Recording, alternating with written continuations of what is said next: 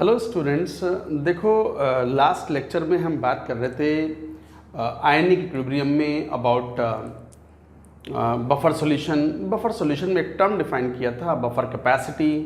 Buffer capacity को describe किया था। हालांकि मैंने ये भी बताया था बफर कैपेसिटी के ऊपर जेई क्वेश्चन नहीं पूछता, बट कहीं ना कहीं बफर कैपेसिटी एक फील प्रोवाइड करता है अबाउट द बफर सॉल्यूशन। तो बफर कैपेसिटी इंडिकेट करता है कि बफर कितना इफेक्टिव है। जितनी बफर कैपेसिटी ज़्यादा होगी, effectiveness of the buffer solution will be more. यही बात हमने कही भी थी, एक बार फिर लिख लेंगे कि बफर कैपेसिटी जितनी ज़्यादा, एक तरीके से हम कह सकते हैं कि बफर कैपेसिटी जितनी ज़्यादा होगी, effectiveness of buffer will be more. और हमने फिर फॉर्मूला भी डिराइव किया था। हालांकि डेरिवेशन इज नॉट इम्पॉर्टेंट, चाहो तो स्किप कर दो, ज़्यादा कुछ है भी नहीं डेरिवेशन में। तो buffer capacity of acidic buffer, वो क्या वैल्यू थी? हमने 2.303 into AS upon A+S for acidic buffer.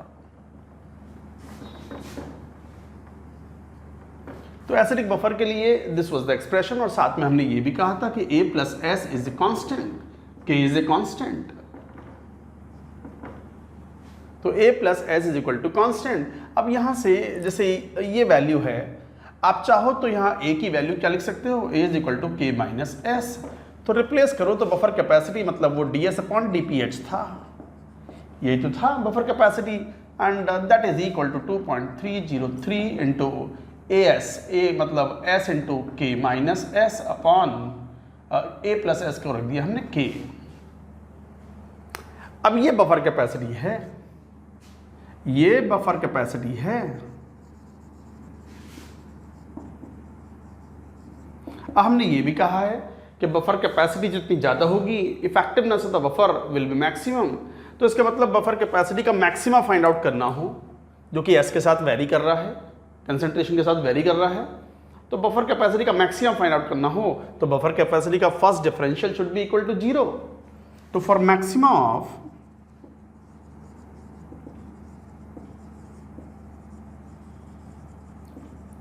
Buffer capacity, for maxima of buffer capacity, d upon ds of buffer capacity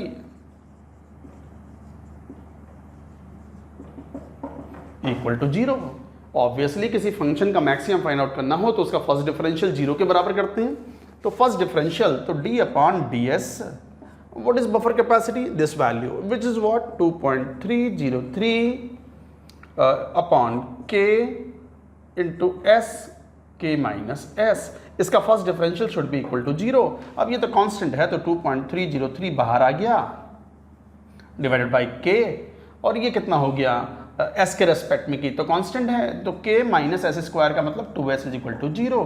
यहाँ से S की वैल्यू आ गई K/2, और आपको पता है A+S is equal to K के बराबर, तो A is equal to S is equal to K/2। ये एक्सप्रेशन आ गया for the maximum buffer capacity. सुनो, यही इंपॉर्टेंट पॉइंट है, दिस इज वेरी इंपॉर्टेंट। इस पूरी बात को कहने के लिए हमने बफर कैपेसिटी की बात की है। तो बफर मोस्ट इफेक्टिव कब होगा, बफर कैपेसिटी मैक्सिमम कब होगी? जब concentration of acid and salt are equal, acid and conjugate base are equal for acidic buffer. इस बात को आप डायग्रामेटिकली भी शो कर सकते हो, आप ग्राफ में भी प्लॉट कर सकते हो बफर कैपेसिटी को with respect to the function of S। कैसे, मैं बताता हूँ। पहले ये वाली बात नोट करो, मैं इस बात को लिखूंगा और वो डायग्राम में शो भी करेंगे इस बात को। Note it down.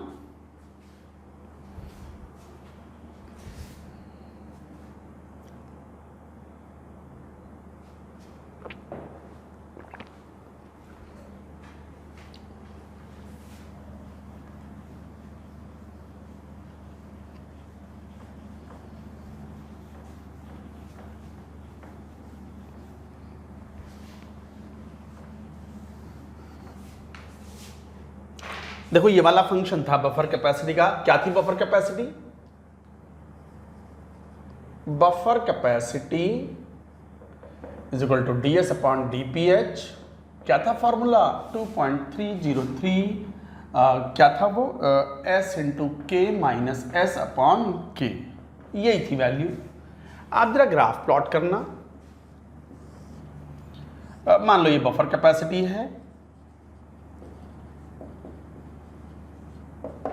This is buffer capacity, और ये बफर कैपेसिटी मान लीजिए यहाँ कॉन्सेंट्रेशन के टर्म्स में है, एस के टर्म्स में, एस कॉन्सेंट्रेशन है।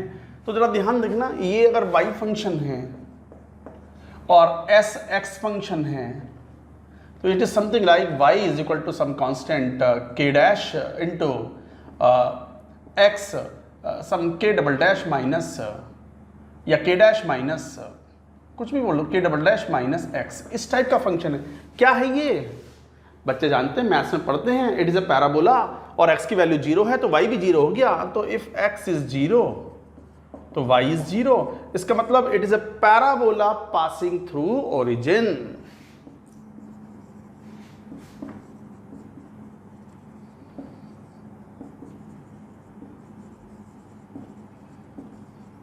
So guys, this is the parabola passing through origin। मैं चलो ग्राफ बनाता हूं, y is बफर कैपेसिटी, तो बफर कैपेसिटी का ग्राफ देखो ऐसा आता है, इस टाइप का,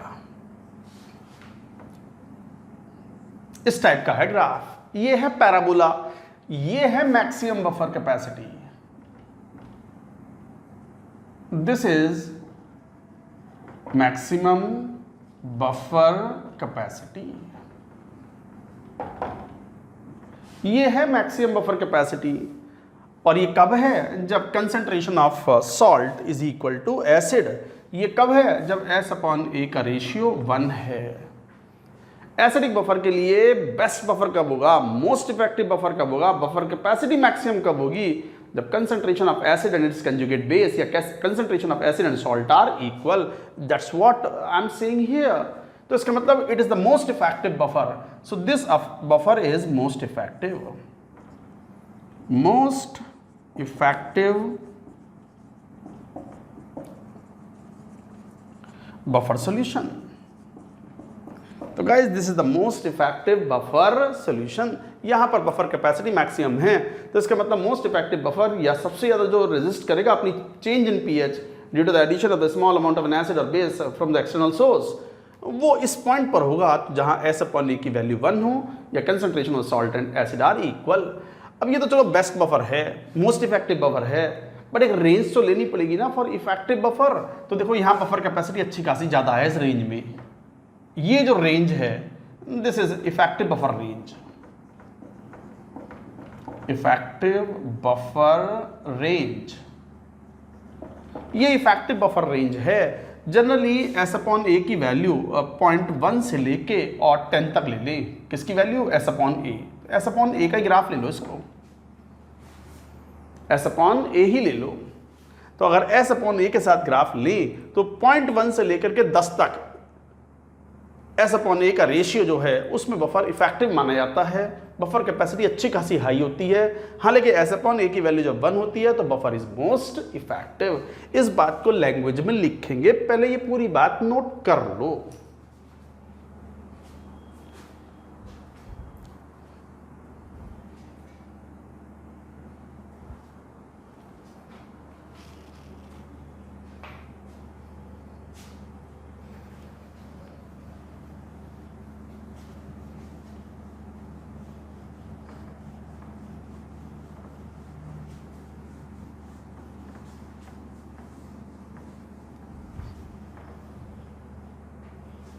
क्या लिखेंगे?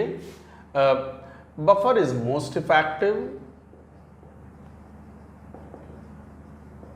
मोस्ट इफेक्टिव का मतलब सबसे ज्यादा रेजिस्ट करेगा change in pH on addition of the acid और base through the external source. तो buffer is most effective when S is equal to A for acidic buffer, S is equal to B for basic buffer. बिल्कुल similarly, तो acidic buffer most effective जब होगा जब concentration of acid and salt are equal.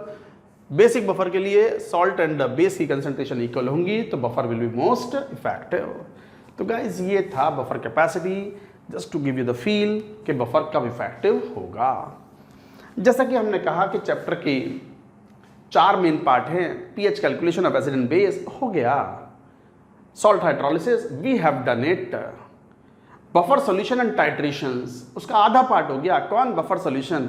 अब बात करेंगे titrations की। तो buffer solutions and titration third part था, तो let us talk about the titration. What is the meaning of titration? चलो उसकी भी बात करते हैं।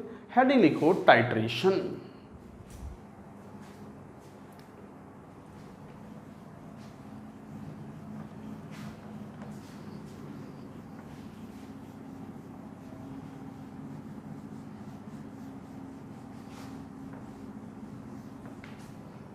हेडिंग लिखिए टाइट्रेशन।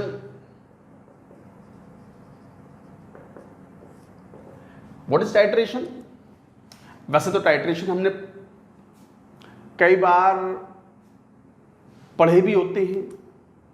टाइट्रेशन का मतलब कंसंट्रेशन फाइंड आउट करना, कई बार नहीं भी पढ़े होते हैं। तो इट ऑल डिपेंड कि स्टूडेंट्स 12th क्लास में इस बात को स्टडी कर रहे हैं, 11th क्लास में स्टडी कर रहे हैं। 11th वाले स्टूडेंट्स को नहीं पता होता टाइट्रेशन क्या है, बट 12th वाले स्टूडेंट्स या जो ड्रॉपर स्टूडेंट्स हैं उनको आइडिया होता है कि टाइट्रेशन क्या है।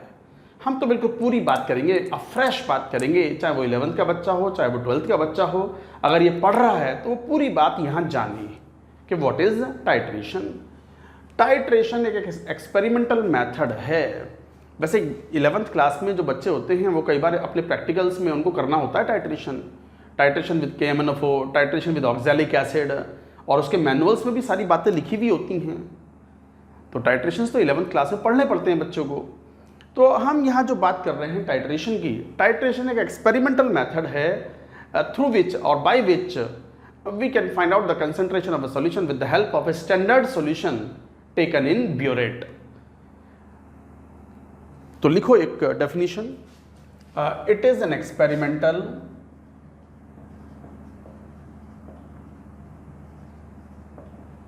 method,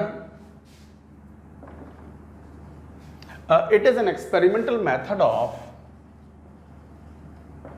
determining concentration of solution. So it is an experimental method of determining concentration of a solution with the help of a standard solution taken in burette. Standard solution को burette में लेते हैं, taken in burette using a suitable indicator.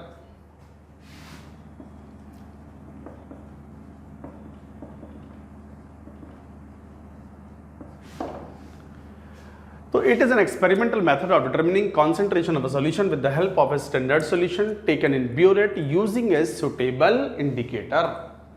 तो suitable indicator की मदद से standard solution use करते हैं, उसकी मदद से किसी solution की concentration को फाइंड आउट करने के लिए हम बोलते हैं टाइट्रेशन। चलो मैं थोड़ा समझा देता हूँ आपको टाइट्रेशन का प्रोसेस। फॉर एग्जाम्पल मान लीजिए आपसे कह दिया जाए कि ये एक सब्सटेंस है, दे दें पुड़िया में रख के पाउडर टाइप का कुछ या कोई सब्सटेंस दे दें, मान लो, या लिक्विड दे दें। मान लो यही कह दें कि ये देखो NaOH है, थोड़ा सा इसकी ये हमने पानी में घोल करके सॉल्यूशन बना दिया, इसकी कंसंट्रेशन बताओ। तो कंसंट्रेशन निकालने का ये एक एक्सपेरिमेंटल है। तो मान लो जैसे मैं एग्जांपल ऐसे लेता हूँ, चलो इजी एग्जांपल लेते हैं कोई एसिड बेस्ड टाइट्रेशन का। मान लो कोई HCl सॉल्यूशन है, ये एनालाइट है। एनालाइट का मतलब जिसका एनालिसिस किया जाना है और जिसकी कंसंट्रेशन फाइंड आउट करनी है। Analyte for which concentration is to be determined, for which the concentration is to be determined, इसकी concentration find out करनी है, इसे बोलते हैं एनालाइट, HCl का सॉल्यूशन। अब HCl का सॉल्यूशन तो कलरलेस होता है। अब इसका टाइट्रेशन करना है तो एसिड बेस टाइट्रेशन में अगर एसिड का टाइट्रेशन करना है तो ऑब्वियसली बेस की मदद से करेंगे, और बेस बोलते ही हमारे दिमाग में एक चीज आती है NaOH सॉल्यूशन। तो NaOH सॉल्यूशन है सोडियम हाइड्रोक्साइड सॉल्यूशन, ये एक्वस है, टेकन इन ब्यूरेट। ब्यूरेट एक ड्रॉपर टाइप की एक ट्यूब होती है जिसमें ड्रॉप बाय ड्रॉप आप बीकर के अंदर जो सोल्यूशन है उसमें ऐड कर सकते हो सब्सटेंस को। तो NaOH टेकन इन ब्यूरेट, और ये एक स्टैंडर्ड सोल्यूशन है।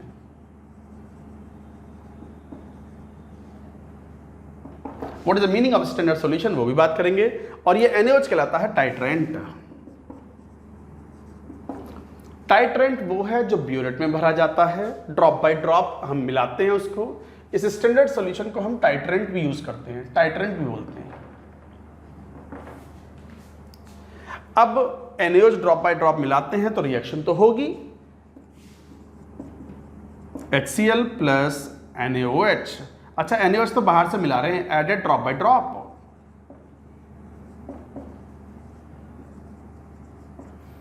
and this will form NaCl plus H2O। ये एसिड बेस न्यूट्रलाइजेशन रिएक्शन हो गई।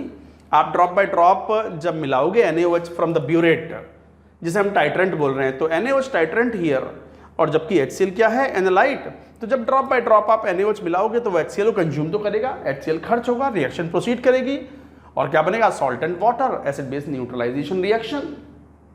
हम चाह रहे हैं कि भाई इसकी कंसंट्रेशन फाइंड आउट कर लें, तो आप NaOH मिला रहे हो ड्रॉप बाय ड्रॉप।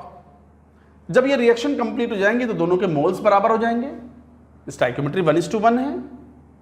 तो इसकी कंसंट्रेशन तो हमें पता ही नहीं, इसका वॉल्यूम पता है, वॉल्यूम नोन,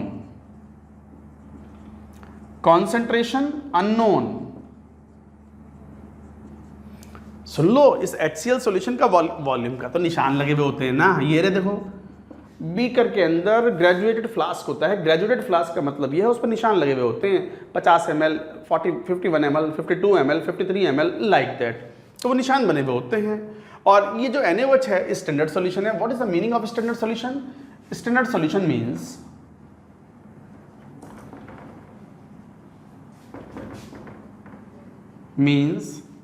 स्टैंडर्ड सॉल्यूशन का मतलब जिसकी कंसंट्रेशन हमें पहले से ही पता हो। Standard solution means the solution whose concentration is previously known।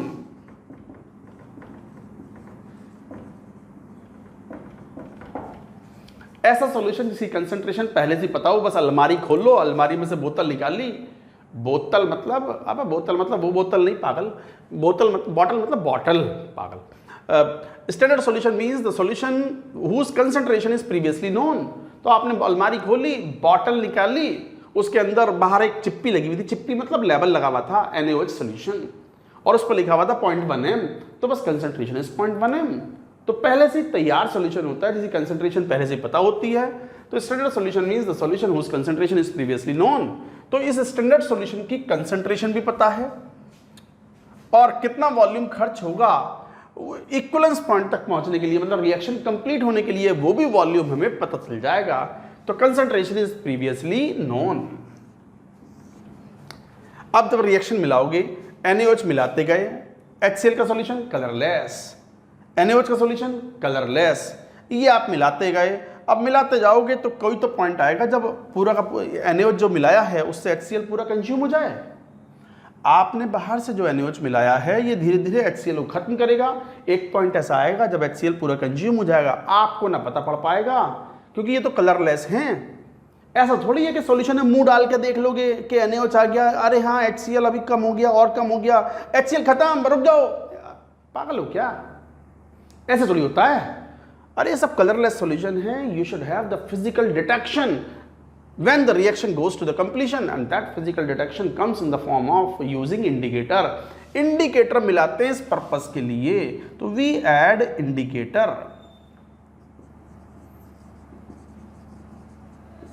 we add indicator here। Indicator का पर्पस ये है कि जैसे रिएक्शन कंप्लीट हो ये अपना कलर चेंज कर दे, शार्प कलर चेंज करे, और कलर चेंज तो आंखों को दिखेगा ना, तो हम देख पाएंगे कलर चेंज हो गया, and we will stop adding NaOH from the solution, और हम मान लेंगे कि this is the equivalence point. Equivalence point means this is the point at which the reaction has gone to the completion.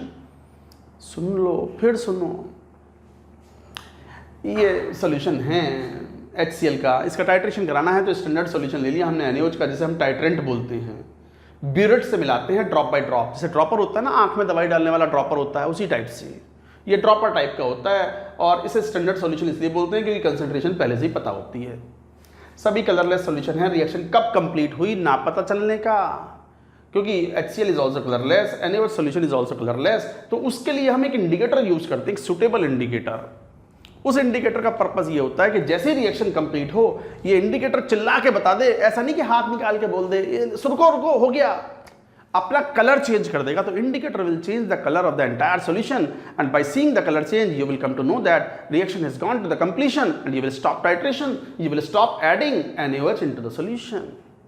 तो guys indicator के बगैर ये titration perform नहीं हो सकते इस तरीके से जो हम तरीका फॉलो यहाँ कर रहे हैं। तो इंडिकेटर इज एडेड और जब रिएक्शन कंप्लीट हो जाएगी तो ऑब्वियसली इसका वॉल्यूम पता था, कंसंट्रेशन नहीं मालूम, वही तो फाइंड आउट करनी थी। इसका वॉल्यूम कितना खर्च हुआ इंडिकेटर के लिए पता है, कंसंट्रेशन पता है, दोनों के मोल्स बराबर हो गए तो C1V1 is equal to C2V2 जब बराबर करोगे तो क्या आ जाएगा, we can find out the concentration of HCl, we can find out the concentration of HCl solution equivalence point पर।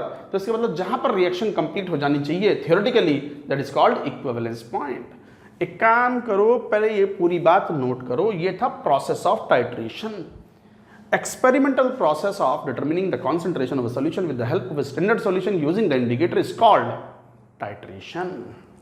हालांकि ये टाइट्रेशन बार बार फिर आपके सामने आएगा, एक बार इस चैप्टर में आयनिक में आएगा, फिर एक चैप्टर होता है इक्विवेलेंट कॉन्सेप्ट, मोल कॉन्सेप्ट का भाई, थोड़ा बड़ा भाई होता है, थोड़ा टफ नट है वो, टफ नट मतलब टफ गाय है, थोड़ा सा परेशान करता है वो बच्चों को, इसलिए मैं टफ बोल रहा हूँ। तो थोड़े बड़े भाई साहब हैं वो, मोल कॉन्सेप्ट के बड़े भाई साहब कौन, इक्विवेलेंट कॉन्सेप्ट, मोल 2 भी बोलते हैं उसको कई बार।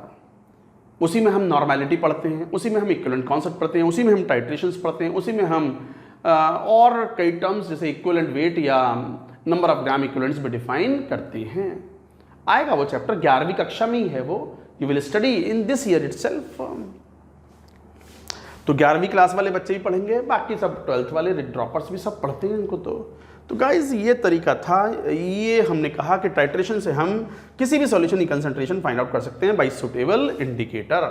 ये पूरी बात एक बार लिखो, तो मैं 2-3 पॉइंट्स और बतलाऊंगा, नोट इट डाउन।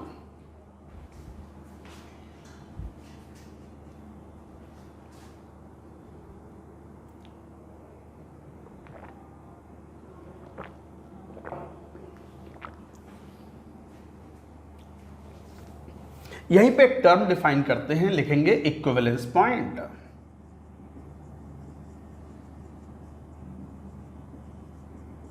ये एक थियोरेटिकल पॉइंट है eight which the reaction should complete. A theoretical point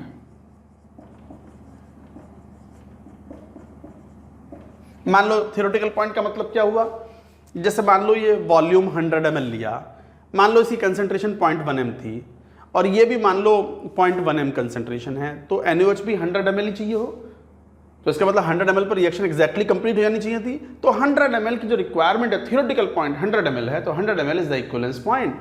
तो a theoretical point at which reaction should be completed,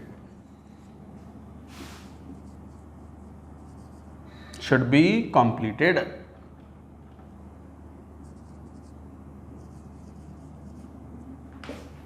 तो a theoretical point at which the reaction should be completed उसे बोलते हैं equivalence point. ये तो theoretical point हुआ कि भाई 100 ml पे कलर चेंज हो जाना चाहिए, बट कुछ एरर भी होते हैं मेजरमेंट में, फ्लास्क में हो सकता है वॉल्यूम एग्जैक्टली ना हो, कंसंट्रेशन के मेजरमेंट में थोड़ी प्रॉब्लम हो गई हो, हमारी आंखों में कुछ असर आ गया हो, अब पीला रंग आ तो गया, लग रहा पीला आया है, चलो एक ड्रॉप और डालते हैं ब्यूरेट से हम टाइट्रेंट की, तब देखेंगे तो वॉल्यूम में थोड़ा सा अंतर आ सकता है। तो some sort of error, human error में भी देयर और मे बी इंस्ट्रूमेंटल एरर में भी देयर। तो because of some error actual experimental point need not match the equivalence point. तो एक्सपेरिमेंटल जो पॉइंट ऑब्जर्व होता है जहां पर कलर चेंज किया इंडिकेटर ने, that is called end point. तो what is end point? Experimental point volume के टर्म से मेजर करते हैं हम ये, जैसे इक्विवेलेंस पॉइंट मान लो 100 ml है, टाइट्रेंट के 100 ml मिलाने चाहिए तो रिएक्शन पूरी हो जानी चाहिए। बट मान लो 99.9 ml पे कलर चेंज हो गया, तो एंड पॉइंट क्या बोला है, कहा जाएगा 99.9 ml। तो इसका मतलब experimentally we observe the colour change of the indicator at 99.9 ml। ठीक है, थोड़ा बहुत एरर तो आता ही है। अच्छा, एरर ज़्यादा नहीं होना चाहिए, तो फिर तो इंडिकेटर गलत है या फिर टाइट्रेशन गलत हो गया आपका। तो इसका मतलब एक अच्छा टाइट्रेशन, एक्यूरेट टाइट्रेशन कब माना जाएगा, when the end point is as close as possible to the equivalence point. तो end point, experimental point at which indicator shows sharp color change।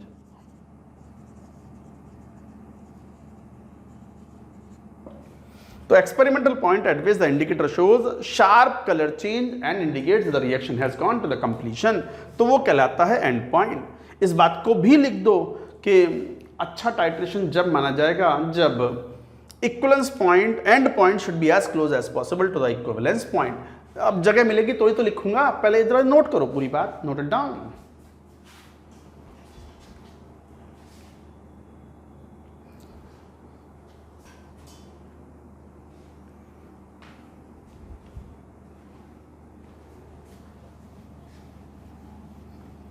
ये जनरल थ्योरी है टाइट्रेशन की, और यही थ्योरी आपके प्रैक्टिकल मैनुअल्स में दी हुई होती है। आपके जब प्रैक्टिकल्स होते हैं, उनके वाइवा होते हैं, तो वहाँ भी ये क्वेश्चन पूछे जाते हैं आपसे, तो आप समझ गए होंगे तो इनके जवाब दे देंगे। और जब हम इक्विवेलेंट कॉन्सेप्ट पढ़ेंगे, बताया था मैंने मोल कॉन्सेप्ट का बड़ा भाई, वो पढ़ेंगे तो वहाँ भी ये डेफिनेशंस दोबारा आपके सामने आएंगी। अब जब आएंगी तब आएंगी, हमने तो पढ़ लिया, फिर एक बार दोबारा पढ़ लेंगे।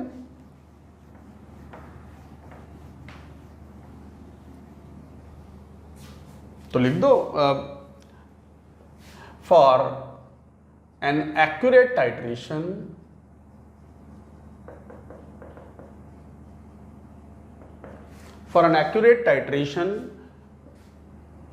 And point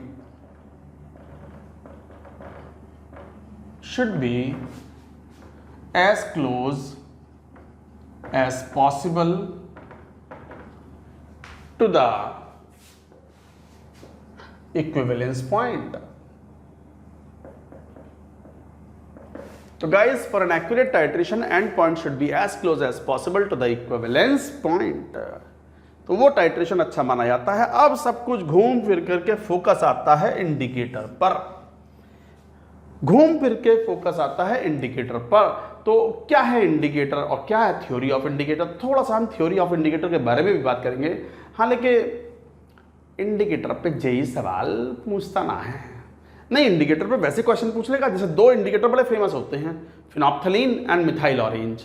mostly acid based titration के लिए ये दो indicator suffice all the requirement at our level. हम जो पढ़ रहे हैं जेई की रिक्वायरमेंट, अपनी स्कूल की रिक्वायरमेंट, अपने प्रैक्टिकल्स की रिक्वायरमेंट, उनकी वाइवा की रिक्वायरमेंट, तो बस दो इंडिकेटर सफिशिएंट हैं, उनसे ही वो बात कहते हैं। वो है phenolphthalein and methyl orange indicator. These are the weak organic acid and weak organic base indicator. कैसे काम करता है वो बताएंगे इन थ्योरी ऑफ इंडिकेटर। तो इंडिकेटर के बारे में क्या है, it is the substance which is added with a small amount into the analyte solution which shows the sharp colour change at equivalence point. Equivalence point पर एक sharp colour change show करता है और हमें बताता है कि रिएक्शन कंप्लीट हो चुकी है, वरना हमें पता नहीं पड़ पाएगा कि रिएक्शन कब कंप्लीट हुई है। तो ये पूरी बात एक बार नोट करेंगे and we shall talk about indicator. चलिए बात करेंगे अब थ्योरी ऑफ इंडिकेटर्स की। जैसे मैंने अभी कहा आपसे कि टाइट्रेशंस में इक्विवेलेंस पॉइंट, मतलब जहाँ पर रिएक्शन कंप्लीट होती है उस पॉइंट को बोलते हैं हम इक्विवेलेंस पॉइंट, और एक्सपेरिमेंटली जहाँ पर इंडिकेटर अपना कलर चेंज करता है that is called end point. तो एक तरीके से हम end point equivalence point same ही मान के चलते हैं, but there is a difference between them. End point is the experimentally observed point where the indicator changes its colour, end equivalence point is the theoretical point जहाँ पर indicator को अपना colour change करना चाहिए था। अब हमने कहा बारी इंडिकेटर की, तो हेडिंग लिखो थ्योरी ऑफ इंडिकेटर्स। तो लिखो heading theory of indicators.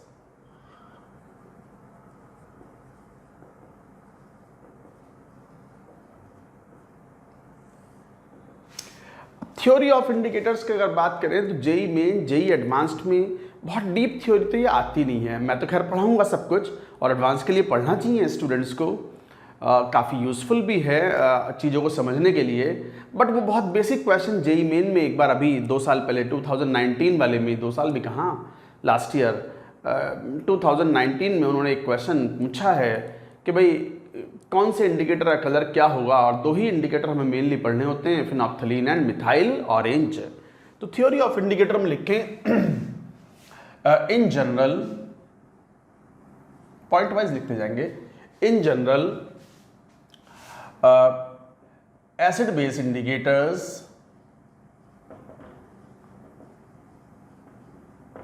Are weak organic acids और वीक ऑर्गेनिक बेस। जो एसिड बेस के लिए इंडिकेटर होता है, एसिड बेस टाइट्रेशन के लिए जो इंडिकेटर होता है, generally the weak organic acid और वीक ऑर्गेनिक बेस होते हैं ये indicators. They change their colour very sharply, sharp colour change show करते हैं at the equivalence point. A suitable indicator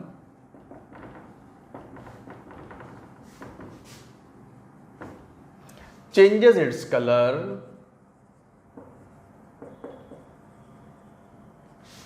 a suitable indicator changes its color sharply at equivalence point। तो equivalence point पर अपना colour change show करता है तो हमें मालूम पड़ जाता है कि रिएक्शन कंप्लीट हो चुकी है और हमारा टाइट्रेशन कंप्लीट हो जाता है। 2 इंडिकेटर बहुत वेल नोन हैं एसिड बेस इंडिकेटर में, phenolphthalein and methyl orange. 2 most commonly used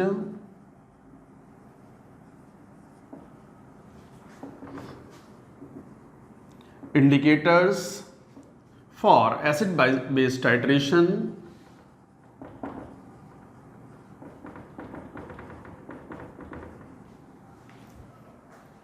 Two most commonly used indicators for acid base titration are phenolphthalein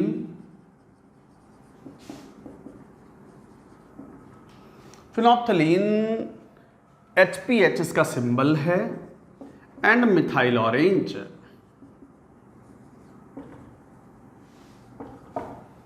अच्छा, what is phenolphthalein? HPH symbol याद रखें, methyl orange का symbol हम ये use कर लेते हैं, मिथाइल ऑरेंज।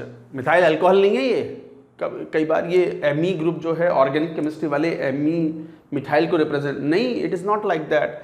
मिथाइल ऑरेंज हम ऐसे शो करते हैं MEOH। तो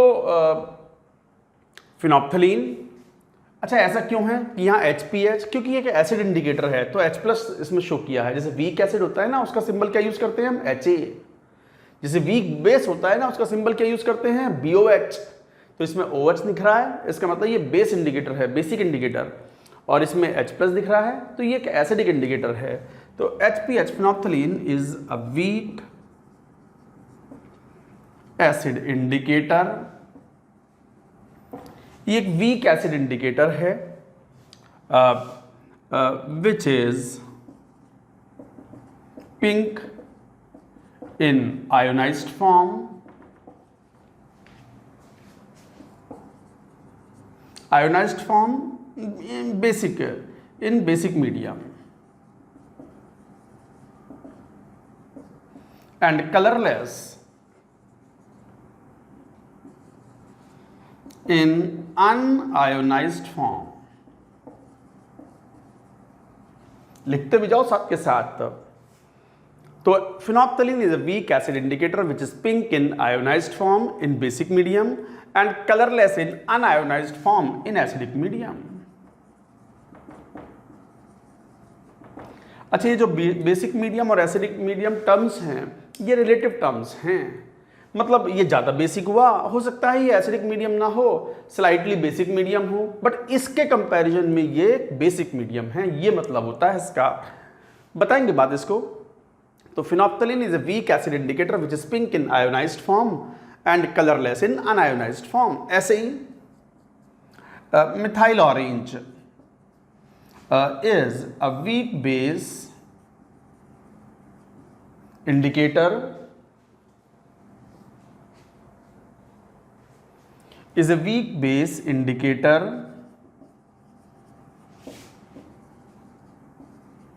which is yellow in, अब ये बेसिक इंडिकेटर है तो अनआयोनाइज्ड फॉर्म,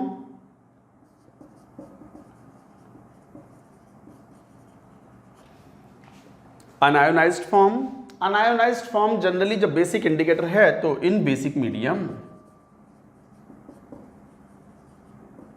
भाई वीक बेस है तो बेसिक मीडियम में तो डिसोशिएट होगा ही नहीं वो, तो उस केस में हालांकि basic need not be actually basic, हो सकता है ये लेस एसिडिक हो, एंड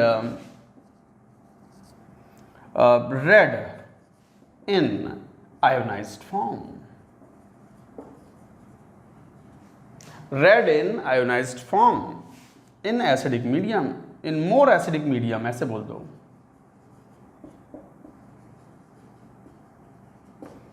तो गाइज ये है पॉइंट, थोड़ा समझ लें इस बात को। दो सबसे कॉमनली यूज होने वाले जो इंडिकेटर हैं एसिड बेस टाइट्रेशन के लिए वो है फिनोप्थलीन एंड मिथाइल ऑरेंज। अब बात आती है कलर चेंज हो क्यों रहा है इनका। Colour change is mainly because of the change in the structure in the acidic and basic medium. जब पीएच चेंज होती है सॉल्यूशन की, मीडियम चेंज होता है एसिडिक से बेसिक या बेसिक से एसिडिक, तो their structure is changed and generally they convert from the benzenoid form to the quinonoid form. मैं सिंबॉलिक रिप्रेजेंटेशन बताता हूं, आप पहले यहां तक की बात नोट करो।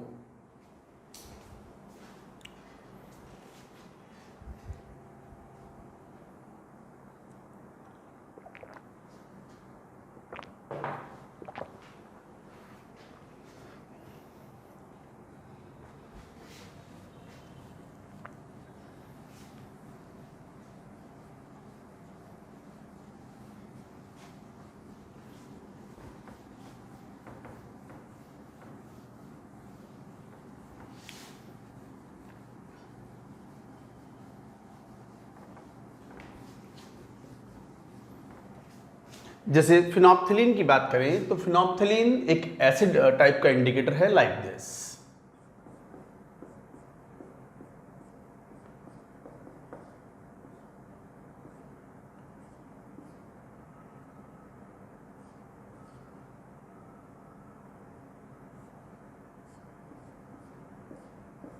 थोड़ा कॉम्प्लेक्स स्ट्रक्चर होती है,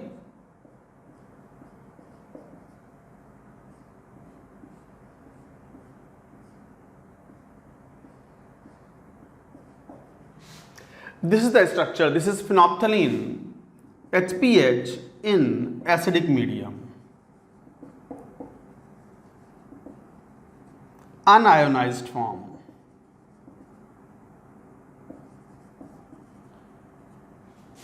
एक बात स्टूडेंट ध्यान रखना, आप में से कई स्टूडेंट मुझे पर्सनल मैसेज भेजते हैं टेलीग्राम पर या व्हाट्सएप पर, और कई बार कहते हैं स्टूडेंट्स कि सर वो मैं मेन के लिए ही तैयारी कर रहा हूँ, जेई मेन के लिए, मैं एडवांस को अभी नहीं सोच रहा हूँ, वो बाद में देखूँगा, या मैं केवल मेन की तैयारी कर रहा हूँ। तो जेई मेन वाले स्टूडेंट को ये सब डिटेल्ड स्ट्रक्चर में जाने की ज़रूरत नहीं है। मैं पहले कह चुका हूँ थ्योरी ऑफ इंडिकेटर्स में, बस एक तो वो इससे पहले वाली जो स्क्रीन थी वो एक इम्पॉर्टेंट पॉइंट है, उस पर क्वेश्चन पूछा है कि फिनोप्थलीन का कलर कौन से मीडियम में क्या होता है, मिथाइल ऑरेंज का कलर कौन से मीडियम में क्या होता है, दे आस्क, बट ये detailed theory they don't ask. तो ये अनआयोनाइज्ड फॉर्म है इंडिकेटर की फिनोप्थलीन की, और ये बेंजीनोइड फॉर्म है। This is benzenoid form of phenolphthalein indicator. अब बात आती है बेसिक मीडियम में, अगर मीडियम बेसिक हो जाए OH माइनस तो वो अटैक करेगा इसको, तो situation would become like this, C double bond O minus C, और यहां ये डबल बॉन्ड इस टाइप से आ जाएगा, एंड दिस इज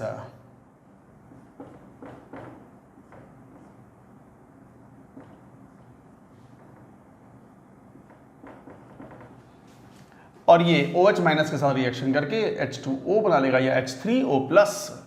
तो एक तरीके से यहां पर एक H ग्रैब कर लिया उनने और H2O बन गया, सो लाइक दिस। और बस वापस अगर मीडियम एसिडिक कर दो तो दिस फॉर्म, तो ये कौन सी फॉर्म है? ये कहलाती है क्विनोनॉइड form. Quinonoid form organic chemistry में आप पढ़ते हो क्विनोनॉइड फॉर्म। तो क्विनोनॉइड फॉर्म है और ये है इन बेसिक मीडियम।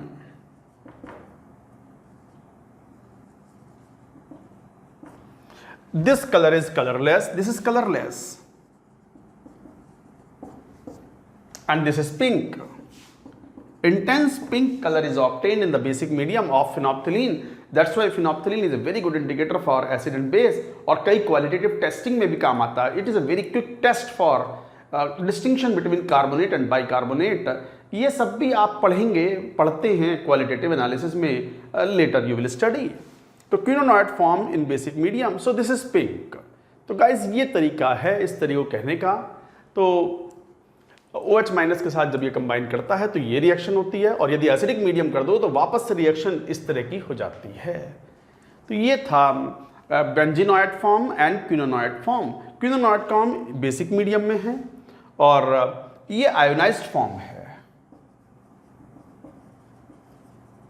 तो कहने का मतलब ये हुआ कि indicator has one different colour in the ionized form and another different colour in unionised form. Indicator has one particular color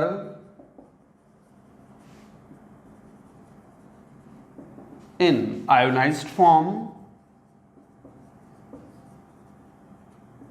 and another particular color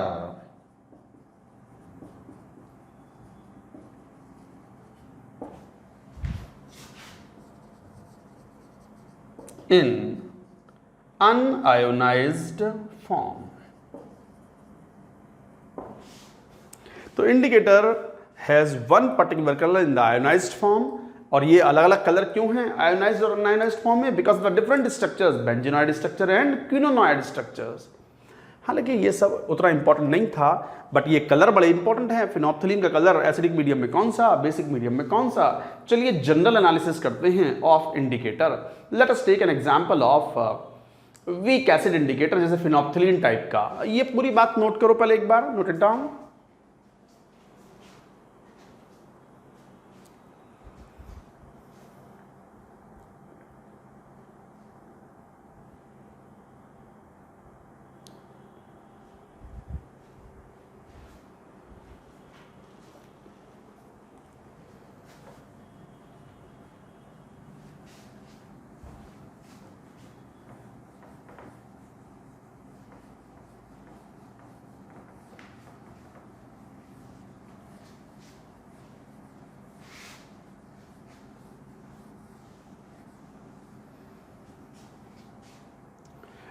Consider a weak acid indicator. मान लो indicator का symbol हमने weak acid है, तो जैसे HA होता है ना वीक एसिड, तो इसको HIN बोल देते हैं। HIN is the IN indicates what, indicator, और H indicating what, week acid indicator. तो ये वीक एसिड इंडिकेटर है, तो HIN। मान लो ये आपने बीकर लिया था और आप टेस्टिंग करना चाह रहे थे, आपके पास HCl सॉल्यूशन की कंसंट्रेशन आप फाइंड आउट करना चाह रहे थे, ये एनालाइट, और आप ड्रॉप बाय ड्रॉप मिलाते हो। मान लो NaOH, जो मैंने एग्जांपल लिया भी था, ये टाइट्रेंट है, और बगैर इंडिकेटर के तो कैसे मालूम पड़ेगा कि रिएक्शन कब कंप्लीट हुई? तो इंडिकेटर तो मिलाना पड़ेगा। मान लो कोई इंडिकेटर HIN मिला दिया आपने, फिनोल्फ्थलीन टाइप का। फिनोल्फ्थलीन चलेगा इस केस में, तो फिनोल्फ्थलीन इंडिकेटर आपने मिला दिया, या HIN इंडिकेटर है। ऑब्वियसली जैसे जैसे आप रिएक्शन कराओगे, रिएक्शन तो कैसे होगी, NaOH HCl प्लस NaOH, ये बाहर से मिला रहे हैं हम drop by drop, neutralization process होगा NaCl सॉल्ट प्लस वाटर। जैसे जैसे ड्रॉप बाय ड्रॉप ये मिलाएंगे, H प्लस कंसंट्रेशन चेंज होगी, और HIN एक वीक एसिड है, हर वीक एसिड का अपना एक इक्विलिब्रियम स्टैब्लिश होगा। तो इसका अपना एक इक्विलिब्रियम कैसे स्टैब्लिश होगा, H प्लस IN माइनस, और इसका इक्विलिब्रियम कांस्टेंट बोल दिया KIN। नहीं, कोई बहुत बड़ी बात नहीं है, आप जानते हो किसी वीक एसिड के लिए आप क्या यूज करते हो K, वीक बेस के लिए आप इक्विलिब्रियम कांस्टेंट क्या डिफाइन करते हो KB। अब यहाँ KIN हमने इंडिकेटर यूज किया, तो KIN क्या है, इंडिकेटर कांस्टेंट या dissociation constant of indicator, which is equal to what, concentration of H plus IN minus upon, यही कंसंट्रेशन है। तो यहां से अगर आप एक्सप्रेशन देखें तो H plus concentration would be equal to KIN plus KIN into HIN upon IN minus. आप लॉग ले लो और फिर माइनस लगा दो, तो pH की वैल्यू आ गई pKIN plus log of IN minus concentration upon HIN concentration, और इसी को यूं भी लिख दो pH is equal to pKIN plus log of ionized form की concentration upon unionized form.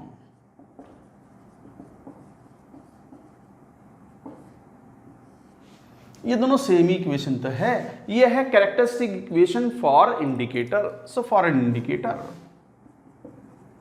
for an acid indicator. So this is for an acid indicator. Note करो ये पूरी बात।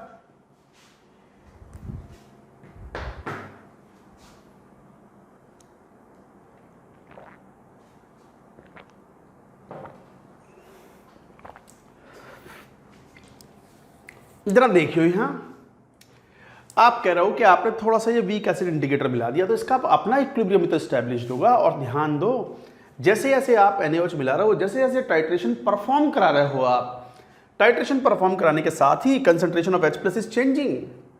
HCl खा रहे हो आप, ये NaOH जो बाहर से मिला रहे हैं ये सॉल्यूशन का H प्लस खाएगा, और H प्लस खाएगा तो ऑब्वियसली दिस कंसंट्रेशन जो है H प्लस की घटेगी तो equilibrium will be affected, equilibrium will be shifted in the forward direction, so more IN minus will be formed.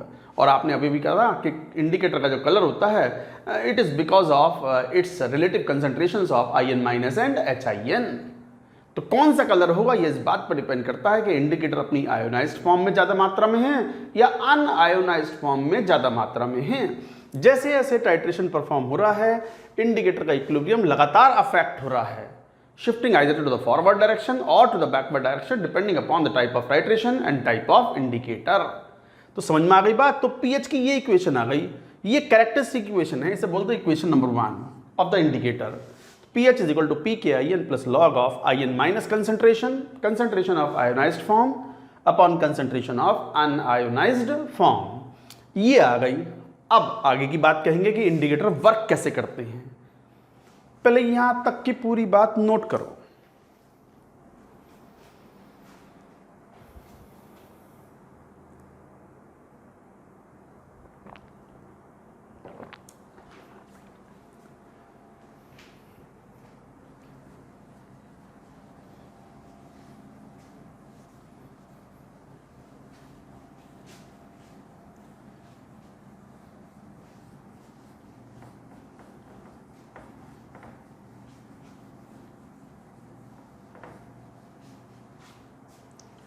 अब इक्वेशन कौन सी आई थी, मैं एक बार लिख रहा हूं यहां पर, pH is equal to pKIN plus log of concentration of IN minus upon HIN।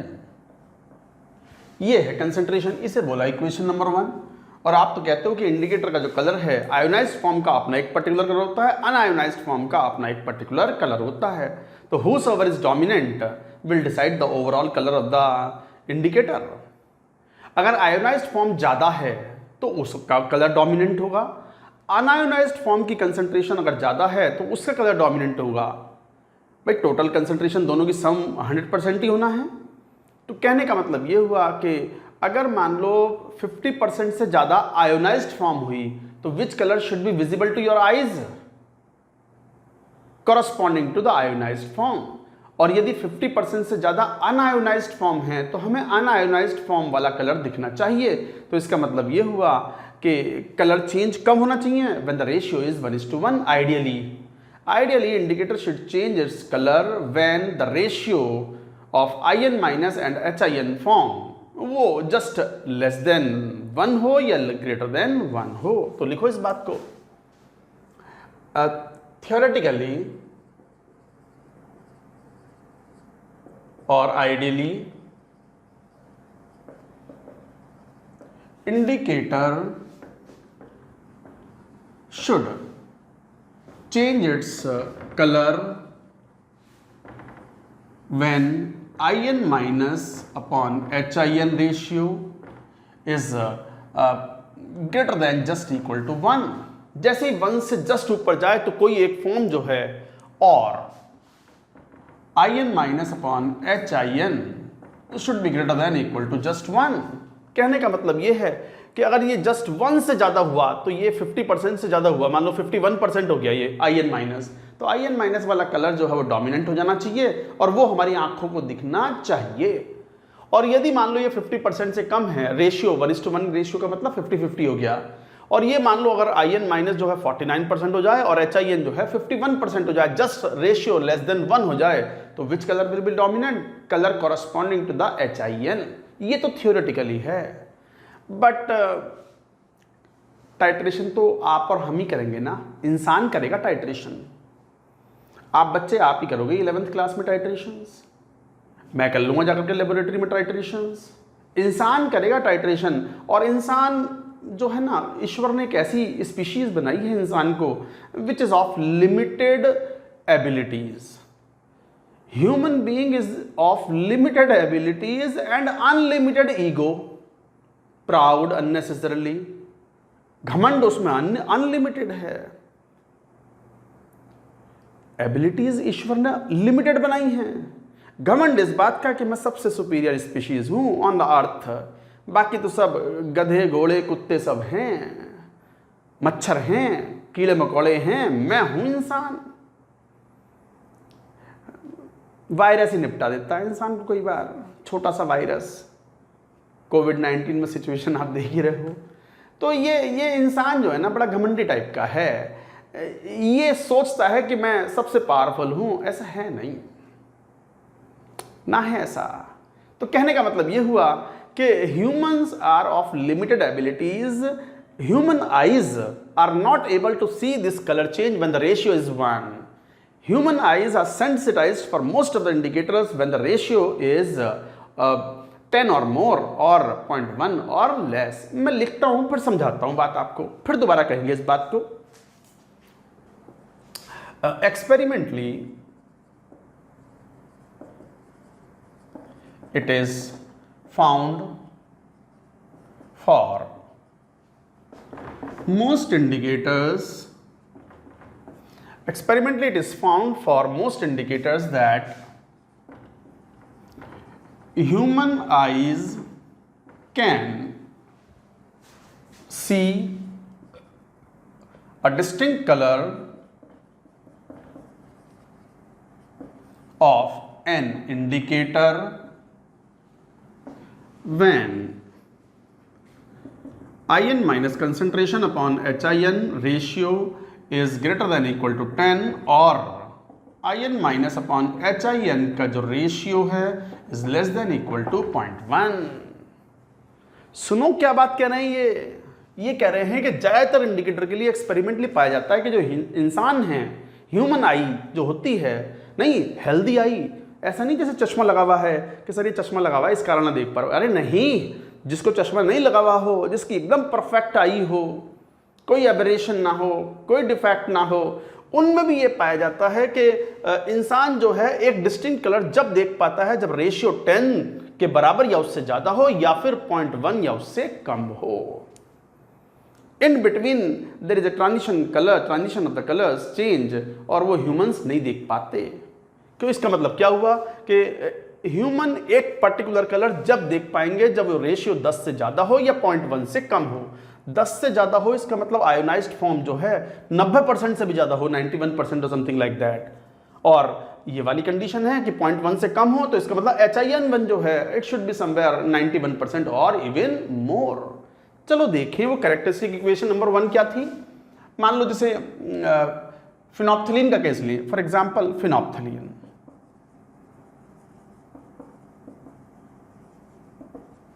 HPH, इसके लिए pKin जो है एंड दिस इज 9। तो अगर आप देखें, अगर ion minus concentration upon HIN का रेशियो अगर हम 10 ले लेते हैं, चलो लिमिटिंग केस 10, तो फिर pH की वैल्यू कितनी हो गई, pKin और +1, और यदि ये ratio ion minus upon HIN हो 0.1 के बराबर, वो लिमिटिंग केस दूसरा वाला, दूसरी एक्सट्रीम, तो फिर pH हो जाएगी कितनी, pKin -1। तो इसको मैं इस तरीके से शो करूं इंडिकेटर के लिए, ये एक रेंज हो गई इंडिकेटर की, ये मान लो pKin -1, ये pKin +1 and this is for HPH, this is increasing pH बढ़ते हुए इधर में। अब मान लो ये वैल्यू जो है this is coming out to be, अगर फिनोप्थिलीन की बात कर रहे हो तो मैंने अभी कहा कि pKin एक फिक्स डेटा है 9 के बराबर, तो ये हो गया 8 और यहाँ पर ये वैल्यू हो गई 10 के बराबर। 8 से अगर कम है तो इसका मतलब ये है कि HIN was dominant, so this is colourless. और यदि pH 10 से ज्यादा है सॉल्यूशन की तो you will see a particular distinct colour, what, pink.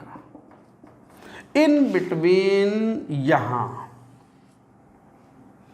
This is called pH transition range of indicator, pH transition range of indicator, this is pH transition range of indicator. और वो range, इसका मतलब इस particular range में there is a gradual transition of one colour to another colour. ये बड़ा खतरनाक zone है, इसमें हमें नहीं ट्रैप होना है।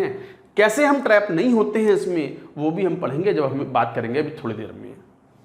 पूरी बात एक बार लिखो, मैं इसको फिर एक बार दोबारा एक्सप्लेन करूंगा। इंडिकेटर थोड़ा टफ है, थोड़ा सा मतलब समझने के लिए शुरुआत में, बट एक बार क्लिक करता है तो आपको एक बड़ी अच्छी फीलिंग आती है, वाव, मतलब मजा आ गया यार, मतलब ऐसी वाली फीलिंग आती है। और वो फीलिंग बड़ी जरूरी है to keep you boost up, आपको एक मिलना चाहिए इन चीज़ों को समझने के बाद।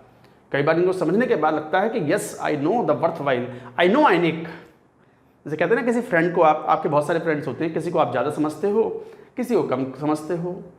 ऐसे ये चैप्टर्स भी होते हैं, आपकी एक फीलिंग होती है, किसी चैप्टर को आप ज़्यादा समझते हो, you understand more of ionic कई बार। और कुछ बच्चे तो कहते ही हैं I do not understand at all ionic. Ionic में रोने वालों की संख्या थोड़ी ज़्यादा होती है, बट रोने वाले वही हैं जो थोड़ा सा फ्लिमजी तरीके से पढ़ रहे हैं, जो मेहनत करके पढ़ रहे हैं। ये जो कंटेंट हम आपको दे रहे हैं, nothing fancy in it, it is a true content which is given in the classroom training. हम जो क्लासरूम में बच्चों को पढ़ाते थे बिल्कुल वही कंटेंट पूरा आपको देते हैं, आप फॉलो करें, बीच बीच में बताते हैं which is more important, which is less important. Take the advantage of the experience of your teachers and reach towards your goal, what, IIT JEE। और मेहनत करोगे तभी काम बनेगा। इन बातों को थोड़ा ध्यान रखेंगे, पूरी बात नोट करो, मैं दोबारा फिर एक्सप्लेन करूंगा इसको, थोड़ा सा ट्रबलसम वाला एरिया है ये।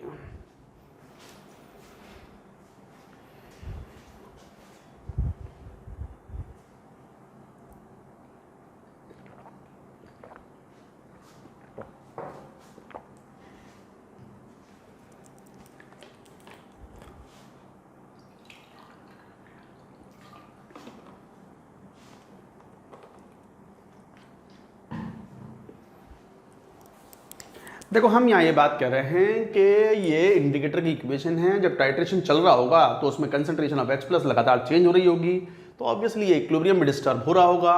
IN- और HIN की कंसंट्रेशन का रेशियो लगातार चेंज होगा बिकॉज pH इज चेंजिंग। और कलर तो इंडिकेटर का क्यों आता है, because of the dominant ionized form और dominant unionized form. Ideally, theoretically ये कलर चेंज आपको कब दिखना चाहिए, जब रेशियो 1 से जस्ट एक्सीड करे या रेशियो 1 से जस्ट लेस हो जाए। बट ऐसा हो नहीं पाता। ह्यूमन आइज एक लिमिटेड एबिलिटी वाली आइज है, और हम ज़्यादातर इंडिकेटर्स के लिए पाया जाता है कि हम कलर, डिस्टिंक्ट कलर जब देख पाते हैं व्हेन द रेशियो इज 10 और मोर और 0.1 और लेस। अगर ये हम ट्रांसलेट करें in terms of the pH values, तो pKin -1 से कम वैल्यू होगी पीएच की तो एक पर्टिकुलर कलर आएगा, नहीं इससे ज्यादा होगी तो एक पर्टिकुलर कलर, और pKin -1 से कम होगी पीएच तो एक अनदर पर्टिकुलर कलर। जैसे फिनोप्थिलीन के लिए pKin 9 है। 8 से अगर कम पीएच है तो it is found colourless, unionised form is dominant, highly dominant, और 10 से ज्यादा है तो कलर विल बी पिंक। तो इसका मतलब आप चाहते हो कि टाइट्रेशन कंप्लीट हो तो पीएच या तो 10 से ज्यादा हो या 8 से कम हो। You should not trap in between 8 to 10 and this 8 to 10 is called pH transition range of indicator. तो ट्रांजिशन रेंज ऑफ इंडिकेटर का मतलब ये हुआ कि इस रेंज में इंडिकेटर कलरलेस से पिंक होता है धीरे धीरे, ये इसका मतलब ये हुआ। तो ये पूरी बात एक बार नोट करें इस बात को।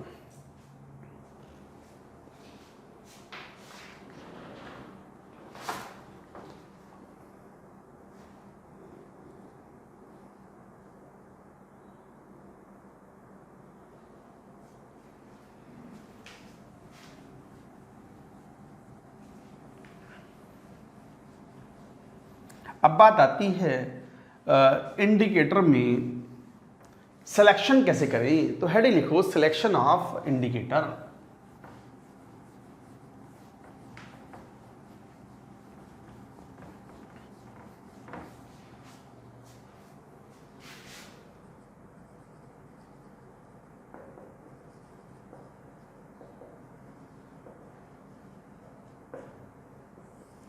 इंडिकेटर का सिलेक्शन कैसे करें, टाइट्रेशन कितना एक्यूरेट है ये इस बात पे डिपेंड करता है कि आपने एक्यूरेटली और सुटेबली चूज किया है। तो क्या है सिलेक्शन ऑफ एन इंडिकेटर। पहली बात तो ये याद रखो कि जब कोई एसिड बेस का टाइट्रेशन कराते हैं तो इक्विवेलेंस पॉइंट पर पीएच हमेशा 7 नहीं होती। 7 तो जब होती है जब स्ट्रॉन्ग एसिड स्ट्रॉन्ग बेस का टाइट्रेशन हो रहा हो, वरना पीएच में भी लेस देन 7 और मोर देन 7 और इवन इक्वल टू 7। तो pH need not always be 7 in the acid base titration. It all depends on the nature of acid and nature of base undergoing titration. तो क्या है suitable indicator. Suitable indicator वो है कि जिसकी जो transition range है should lie within the steep section of the titration curve near the equivalence point. तो लिखो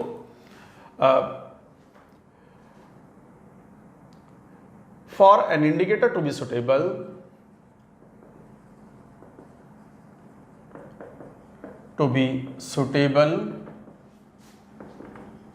for an acid base titration,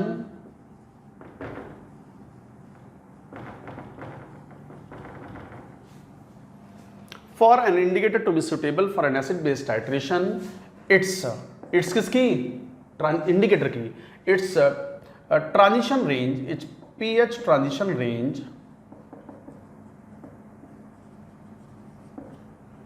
should lie or fall in steep section of titration curve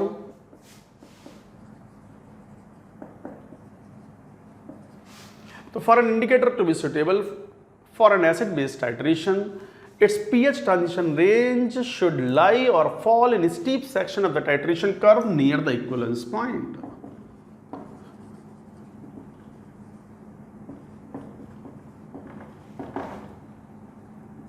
Near the equivalence point, ये है condition. pH transition range should lie in the steep section of the titration curve near the equivalence point, ये है suitable indicator. अच्छा, what is the titration curve. Titration curve is the curve plotted between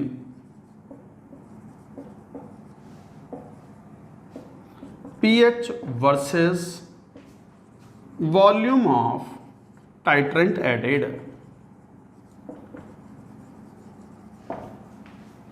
pH versus volume of titrant added जो curve कहलाता है वो transition curve कहलाता है। ये है कंडीशन, दिस इज इंपॉर्टेंट।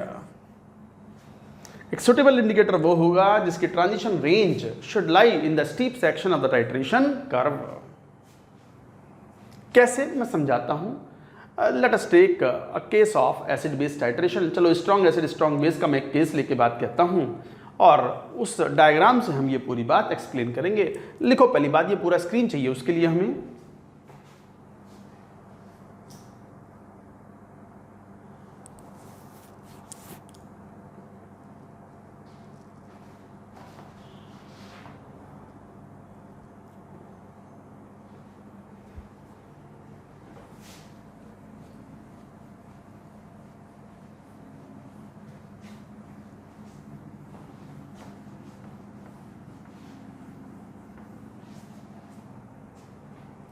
जैसे titration of strong acid strong base का कर्व देखें तो वो ऐसा आएगा, pH versus volume of titrant added. मान लो टाइट्रेशन बी का हमने ऐसा ले लिया, फॉर एग्जाम्पल मैं बार बार वही एग्जाम्पल ले रहा हूं ताकि आपको बात समझ में आए। HCl और टाइट्रेंट मिलाया हमने NaOH, और HCl में हम टाइट्रेंट मिलाते हैं। मैं टाइट्रेंट पे एक एरो लगा देता हूँ, मेरी आदत है, ताकि मैं कंफ्यूज ना हूँ कि ड्रॉप बाय ड्रॉप किसे मिला रहे हैं और मेन सॉल्यूशन कौन सा है। तो ये बनाएगा NaCl प्लस H2O। तो वॉल्यूम NaOH का, तो वॉल्यूम ऑफ टाइट्रेंट एडेड मतलब NaOH का वॉल्यूम। इसके साथ में अब शुरुआत में HCl है तो pH कहीं यहाँ होती है और टाइट्रेशन कर्व कुछ ऐसा पाया जाता है।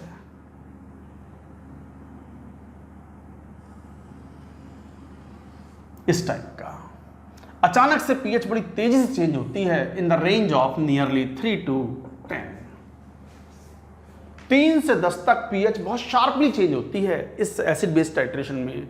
पहले धीरे धीरे pH चेंज होगी, अचानक से pH बहुत तेज चेंज हो जाती है और ये इक्विवेलेंस पॉइंट pH 7 है यहाँ एट इक्विवेलेंस पॉइंट। अब इस केस में तो आपको पता ही है कि HCl और NaOH पूरे रिएक्ट कर जाएंगे तो NaCl सॉल्यूशन में होगा और NaCl का तो हाइड्रोलाइसिस होता ही नहीं, तो pH is 7, तो pH is 7 here, so this is equivalence point।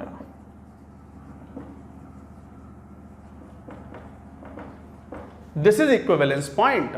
तो इंडिकेटर जो चूज करें वो जनरली हर टाइट्रेशन के अंदर एक स्टीप सेक्शन आता है। स्टीप सेक्शन मतलब vertical section, almost vertical. So this is steep section of the titration curve. तो ये जो पोर्शन है वो स्टीप सेक्शन है।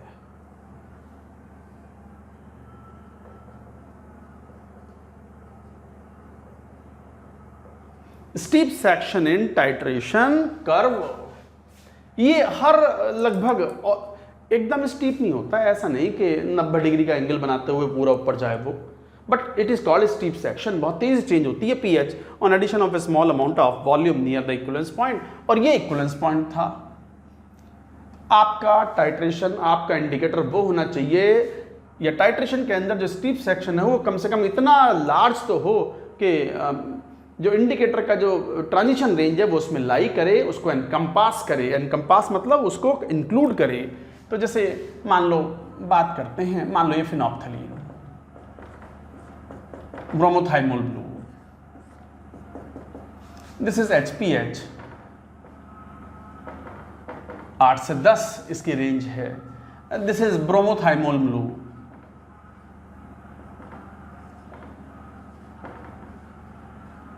जिसकी रेंज 6 to 8 होती है। Transition range bromothymol blue, and this is methyl orange, which is 3.1 to 4.4 approximately. तो ये रेंज हैं। तो अब बात आती है कि सर ये स्ट्रॉन्ग एसिड स्ट्रॉन्ग बेस का टाइट्रेशन कर्व था, ये टाइट्रेशन कर्व है। Titration curve of strong acid and strong base, ये टाइट्रेशन भी पढ़ने हैं हमें अभी। तो ये टाइट्रेशन कर्व है, pH versus volume of the titrant जो मिलाते हैं उस कर्व को बोलते हैं हम टाइट्रेशन कर्व। इस टाइट्रेशन कर्व में एक स्टीप सेक्शन आता है नियर द इक्विवेलेंस पॉइंट। हर वो सुटेबल इंडिकेटर सुटेबल है जिसकी ट्रांजिशन रेंज इस स्टीप सेक्शन में लाइक करती हो। This is an important point. तो सर इन तीनों में से फिर कौन सा इंडिकेटर सुटेबल है? तीनों ही सुटेबल हैं। तो क्या सब तीनों यूज करेंगे? अरे नहीं, कोई भी एक यूज करना है चलेगा। मैंने तो एग्जाम्पल बताया, मैं तो समझा रहा हूं ना थियोरी भी आपको एक ही इंडिकेटर यूज करना है, इनमें से कोई सा भी चलेगा। तो लिखेंगे इसमें in this diagram, in this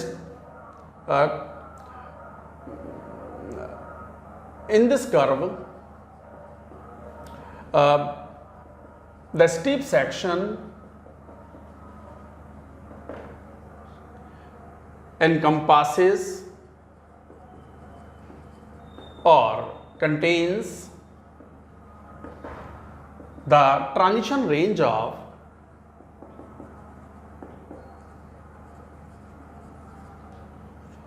all the three indicators shown।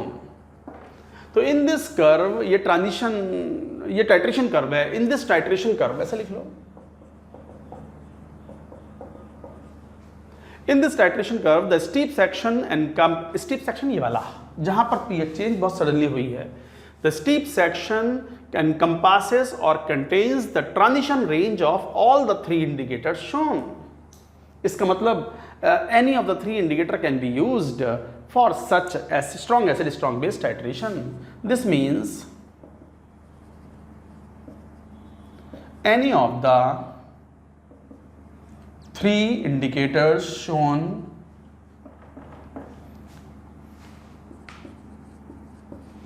may be used to detect equivalence point।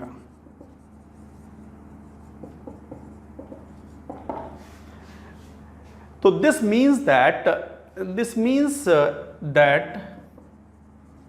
any of the three indicators shown may be used to detect equivalence point। तीनों इस्तेमाल नहीं करने, कोई सा भी यूज कर सकते हो, but still who is the best indicator? Best indicator इन तीनों में, तीनों ही काम कर जाएंगे, कोई सा भी इस्तेमाल कर लो चलेगा। But who is the best one? Bromothymol blue. क्यों? क्योंकि ब्रोमोथाइमोल ब्लू की जो रेंज आ रही है वो बहुत सबसे ज्यादा पास है to the pH at equivalence point. Still the best indicator out of 3 is bromothymol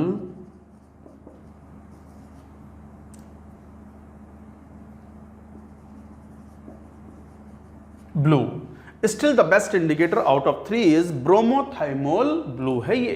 तो bromothymol blue is the best indicator। तो इसका मतलब who is the best indicator? जिसका pKin is as close as possible to the pH at equivalence point। The best indicator is the one, best मतलब most suitable, is the one whose pKin is as close as possible to the pH at equivalence point।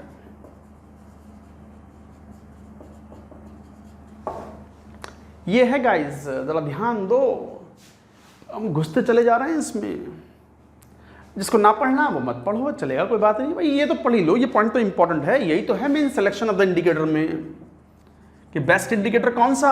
Best indicator वो जिसका pKin is equal to or very much equal to the pH at equivalence point। equivalence point of the acid base titration need not always be 7। कई बच्चे दिमाग में पाले बैठे रहते हैं इस बात को कि इक्विवेलेंस पॉइंट पर तो pH 7 ही होता है। अरे वो 7 कब है? when it is a strong acid in strong base titration, otherwise it will not be 7। तो ये थी theory of indicator we have talked about. अच्छा, ये स्टीप सेक्शन क्यों आता है टाइट्रेशन कर्व में, ये बात करेंगे जब हम टाइट्रेशन पढ़ेंगे। अभी चैप्टर के 4 पार्ट थे। पहला कौन सा? PH calculation the acid and bases. दूसरा कौन सा? Hydrolysis of salt hydrolysis. तीसरा buffer solution and titration. Buffer solution तो हो गया, टाइट्रेशन की बात चल रही है यहाँ। चौथा वाला आएगा सॉल्युबिलिटी एंड सॉल्युबिलिटी प्रोडक्ट। तो ये पूरी बात नोट करो। इसके ऊपर एक आध क्वेश्चन लेते हैं, note it down.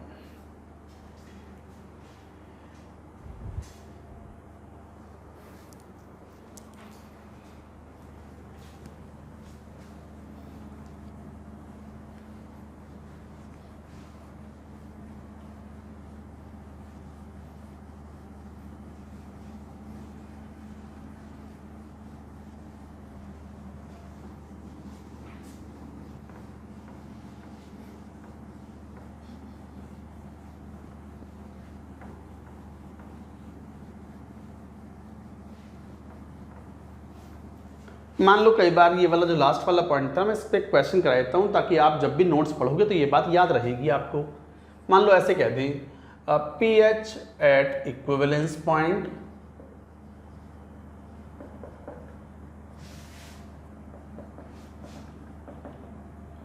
in an acid base titration is 5.3, right? Which indicator is most suitable to detect equivalence point?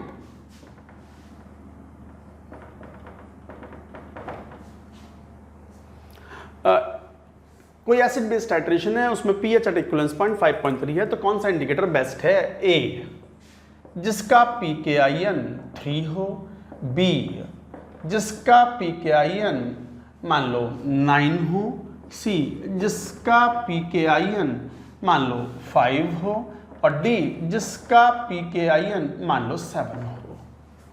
आप ही बतलाओ कौन सा आंसर? सी। कॉन्सेप्ट ना पता होगा तो बता ना पाओगे। तो कौन सा इंडिकेटर सबसे सुटेबल होता है? जिसका pKin pH at equivalence point के सबसे पास में हो, तो ये वाला बेस्ट इंडिकेटर है। So like that you can solve. तो गाइस ये था। चलिए एक क्वेश्चन और लेते हैं इसके ऊपर। Let us take another question.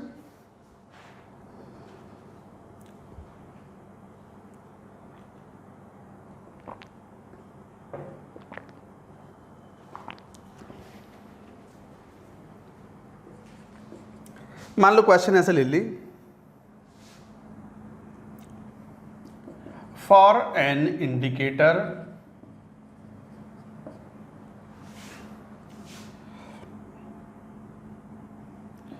%, Indicator is in ionized form at pH is equal to 3। तो pH is equal to 3 पर इंडिकेटर जो है वो आयोनाइज्ड फॉर्म में है, तो 50% of the indicator is present in ionised form at pH 3, right. Find percentage of indicator in ionised form